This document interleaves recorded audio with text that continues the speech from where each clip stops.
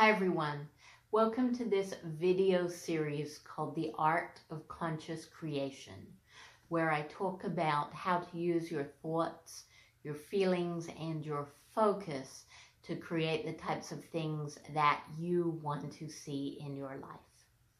This video is about the value and the importance of emotions.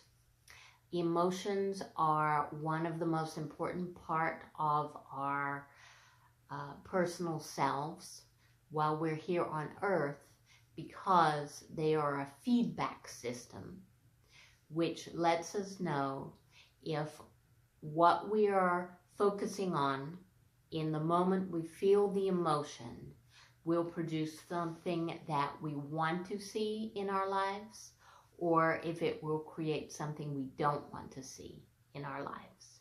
So basically, you can split emotions up into two basic components, which are positive emotions, which are things like joy, love, excitement, curiosity, and negative emotions, which are things like fear, anger, rage, anxiety, worry. If you're having any kind of negative emotion, you know that what you're focusing on at the time you feel your emotion is creating energetically something that you would not want to see in your life. And conversely, for positive emotions, if you're feeling any type of positive emotion, you know that what you're focusing in the moment you feel the emotion is creating something that you would not want to see come into your life. So it's a very personal feedback system.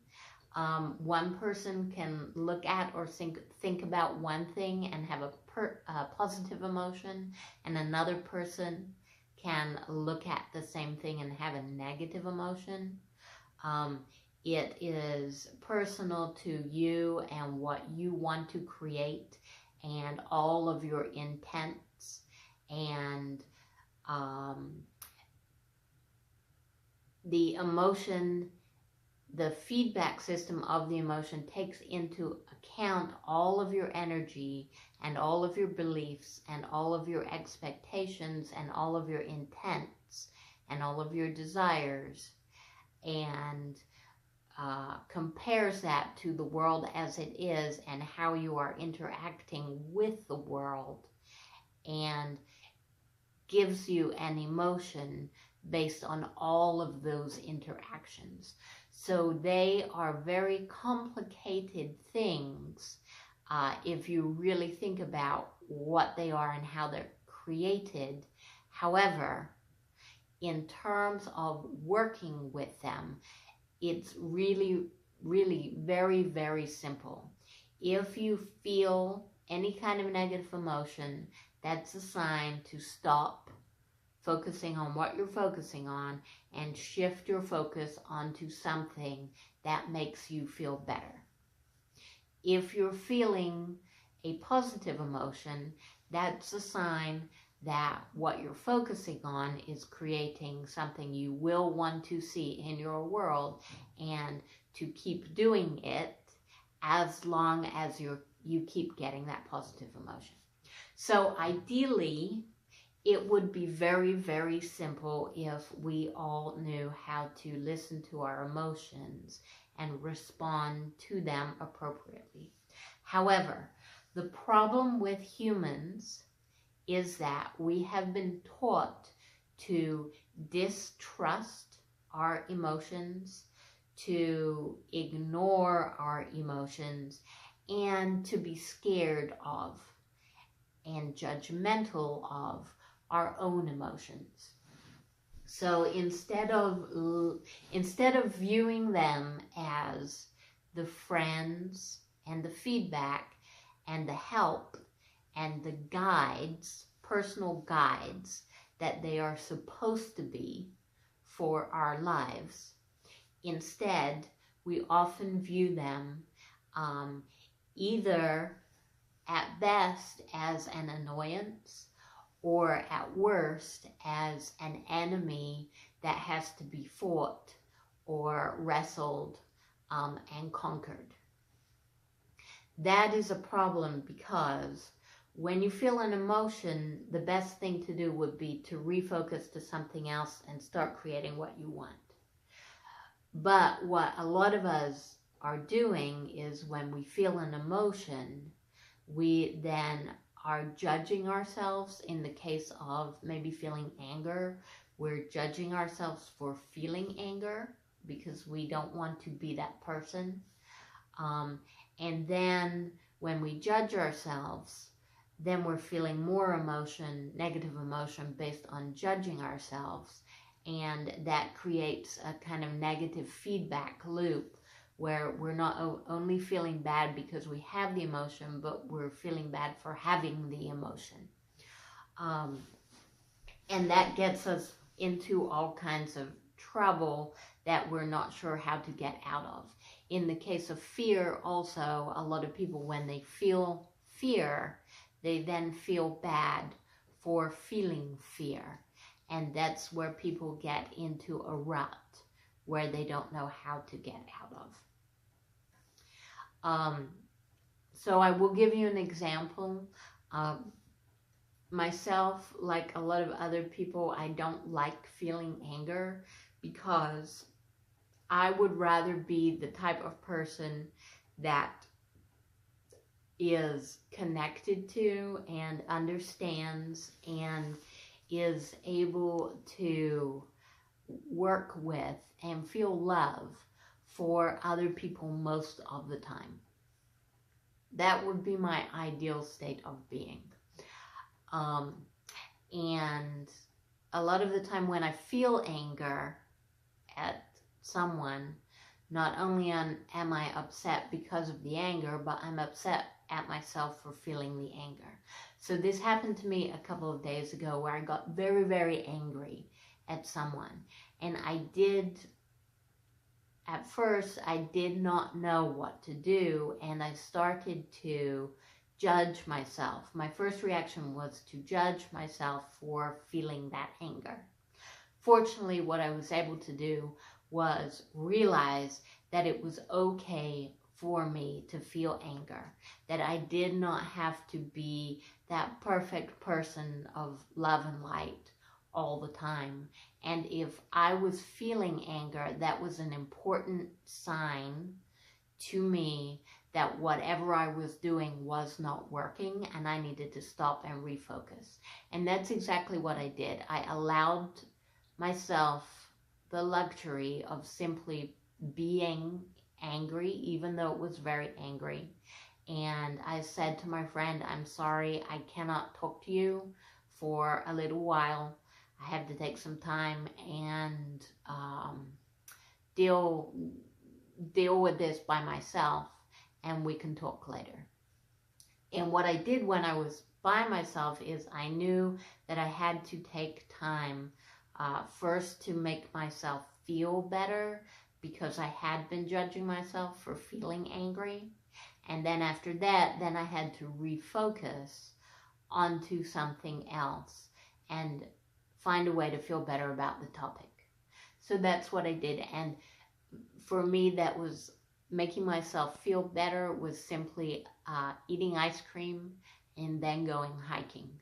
And then once I was kinder and nicer to myself and stopped judging myself, then I was in the place where I felt good enough and powerful enough and in control enough of myself to be able to go back to that topic in my mind and ask myself what I could focus on and what I could think about that would help me feel better about the topic.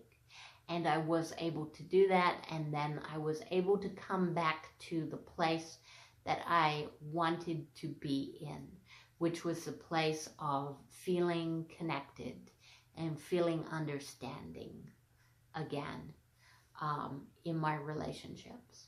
So it's important to note that being in a place of love and connectedness is a goal to be at. It's not something that you should try to force yourself to be if you really don't feel that way. That's a great goal to have, and it's a great place to be.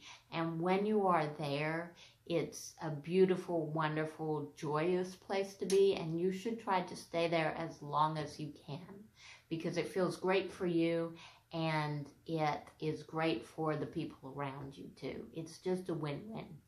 However, if something happens, which something will happen sooner or later, that brings up an emotion that does not fit with that, it is not a good idea to pretend that you don't feel it, the emotion, or to judge yourself for feeling it.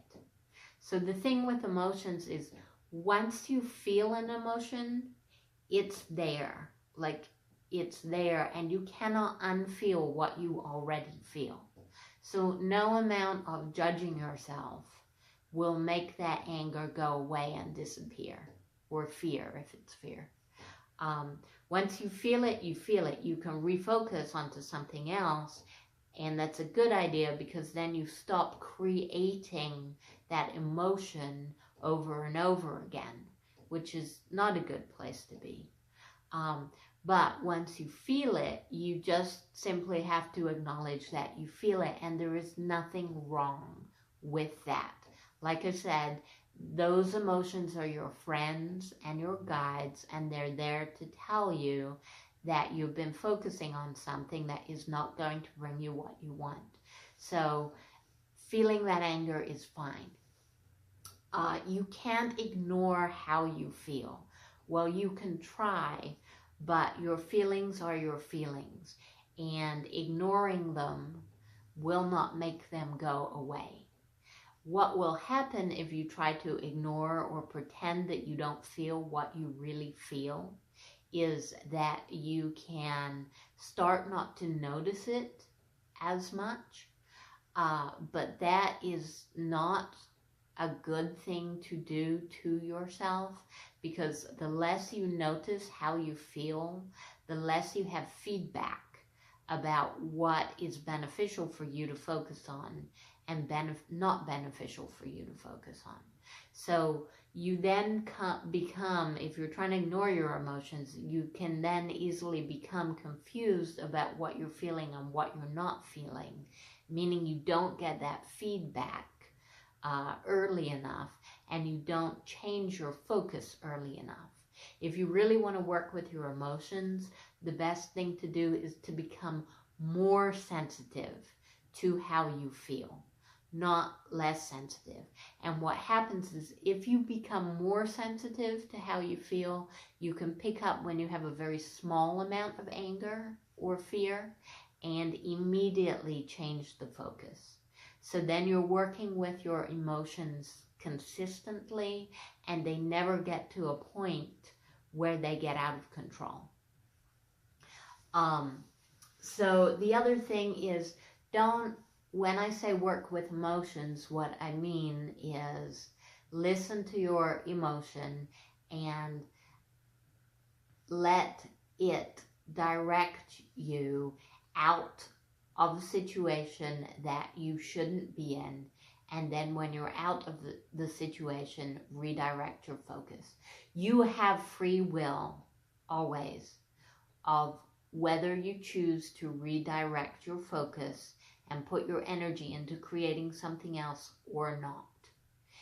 If you choose to keep putting energy into whatever your focus was and creating what you don't like, what will happen is that emotion will get stronger and stronger and stronger and stronger until eventually you have to listen to it.